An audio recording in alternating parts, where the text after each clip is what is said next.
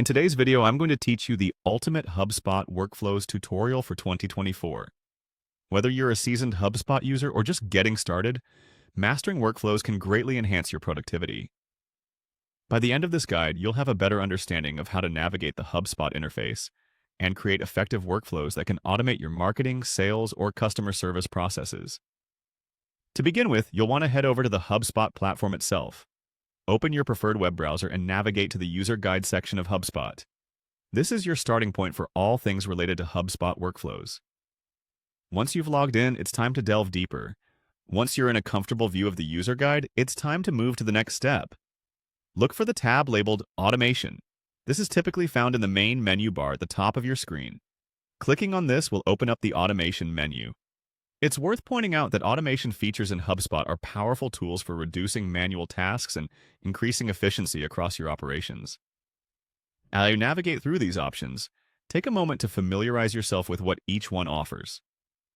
Next up, you'll want to click on Workflows. Upon clicking Automation, a new set of options appears. Workflows is where you want to go. This will take you to the heart of automating your processes. It's here that you can build tailored workflows that automatically trigger actions based on predefined criteria, track customer journeys, and ultimately, optimize how you manage converting leads into customers.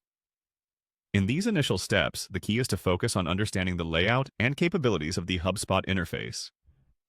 As you proceed, remember that HubSpot offers a lot of helpful guides and tooltips integrated throughout the platform. Don't hesitate to use these resources to deepen your understanding of specific tools or features. A pro tip is to utilize the search function in HubSpot if there's something specific you're looking for within the workflows space. This can save you a lot of time and streamline your process of finding specific actions or guides. Incorporate these insights as you progress through setting up workflows, and keep in mind that trial and error is a part of the learning process. With practice, you'll see how workflows are customized to fit your particular needs, allowing you to focus more on creative and strategic tasks, rather than getting bogged down by repetitive processes. That wraps up our initial overview of starting with HubSpot workflows. Stay tuned as we dive deeper into creating a workflow from scratch and exploring specific use cases in upcoming videos.